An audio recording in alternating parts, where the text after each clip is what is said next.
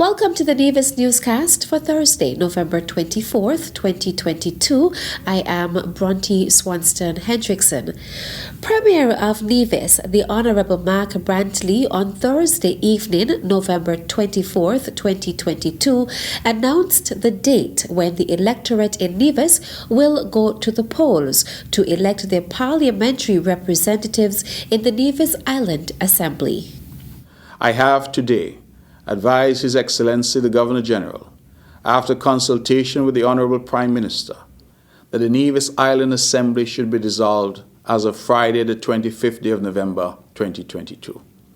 Nomination day for the election of representatives to the Nevis Island Assembly shall be Monday, December 5th, 2022. Election day on the island of Nevis shall be Monday, December 12th, 2022. I urge you, brothers and sisters, to engage in the process, to listen to the issues, and to make your vote count for the continued development and advancement of this land called Nevis that we are all privileged to call our home. Premier of Nevis, the Honourable Mark Brantley. The Nevis Historical and Conservation Society NHCS is the recipient of a grant for a project to begin the urgent conservation and stabilization of the iconic Bath Hotel. The conservation and eventual rehabilitation of the site will expand the use of the Bath Hotel and hot springs so they may continue to be used and enjoyed by the community and visitors alike. The grant, which will be administered by the Nevis Historical and Conservation Society, is part of the U.S. Department of State's Global Ambassadors Fund for Cultural Preservation Program. The project, which is being carried out in partnership with the NIA's Ministry of Tourism, will involve engineering works, including repairs to electrical wiring and plumbing, sealing of the roof, repairs to the windows and doors by skilled carpenters, as well as the repointing of the stonework where necessary by a master mason. On Tuesday, November 22nd, Her Excellency Linda Tagliatella, U.S. Ambassador to Barbados, the Eastern Caribbean and the OECS, the Honourable Mark Brantley, Premier of Nevis, and Richard Lupinacci, President of the NHCS, led the signing ceremony to launch the project. The ceremony was also attended by Deputy Governor-General, Her Honour Hailita Liburd, Deputy Prime Minister the Honourable Jeffrey Hanley, Deputy Premier the Honourable Alexis Jeffers, Permanent Secretary in the Premier's Ministry Wakely Daniel, Permanent Secretary in the Ministry of Tourism John Hanley, CEO of the Nevis Cultural Development Foundation Jerome Rollins, a delegation from the U.S. Embassy Damien Iching Lu from the Embassy of the Republic of China Taiwan in St. Kitts and Nevis, as well as NHCS Board of Directors, staff and stakeholders. The brief ceremony was followed by a tour of Bath Hotel and lunch at the Hermitage. A post-cabinet briefing issued by the St. Kitts and Nevis Information Service says the Federal Cabinet of Ministers met under the chairmanship of Prime Minister the Honourable Dr. Terence Drew on Monday, November 21st, and made several key decisions to improve the welfare of the people of St. Kitts and Nevis. The Cabinet of Ministers held discussions with the Development Bank of St. Kitts and Nevis on a loan program to provide financing for micro, small and medium-sized businesses to overcome temporary liquidity challenges and continue operating or restart operations. The government welcomes this loan program, which will serve to complement its continuing COVID-19 recovery and relief plans for the people of St. Kitts and Nevis and alleviate the financial difficulties of many micro, small and medium-sized business owners. Additionally, the Cabinet approved the appointment of 3 new marriage officers, namely Reverend Othniel Daly of the Charlestown Methodist Church, Reverend Andreen Joseph of the Methodist Church, St. Kitts Circuit, and Pastor Alberto Mitchell of the Church of God of Prophecy. The Cabinet wishes them all well in this new area of their service.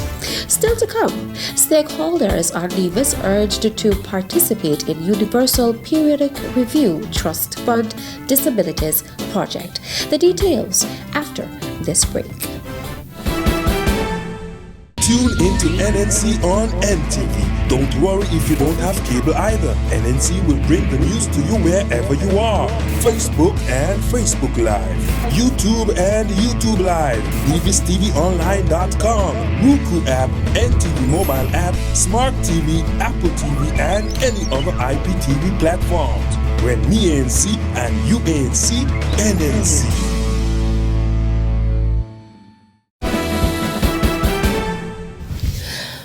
Welcome back. In observance of International Men's Day on November 19th, the Department of Gender Affairs is celebrating the month of November as Men's Month. During this period, the department aims to raise the awareness of issues impacting the island's men through the hosting of various activities. One of those activities was a panel discussion on Monday, November 21st, on the topic Gender Equality, Balancing the Approach. Gender Affairs Officer Mario Phillip, who served as the moderator, provided details on the topic. When we look at equality, what does it really mean? Now, a word that is linked with equality is equity. And so first off, I want to introduce that as we frame our discussion. Equality means each individual or group of people is given the same resources or opportunities, free across the board. We give everybody the same thing. Conversely, equity recognizes that each person has different circumstances and allocates the exact resources or opportunities needed to reach an equal outcome. So we'll be discussing that as well as we move on. Featured on the panel was Keswan Archibald, division cricketer and the department's first male gender champion. He shared his thoughts on the importance of dual parenting in a child's life and advocated for local sporting activities to be more gender inclusive. I think that going forward, as we said a mouthful, but some of the things that I took from it was it starts in the home. I really feel like dual parenting is very important. Our children need to see that positive and that healthy relationship between a man and a woman. Between their mother and father. To first appreciate what it's like to be equals or to treat the opposing one as equal. I also feel like in the sporting arena we need to have more females involved in our primary sports of cricket, football, or what's not, so that when opportunity arises like CPL and whatsoever have you, females could also benefit from it financially as do males, you know.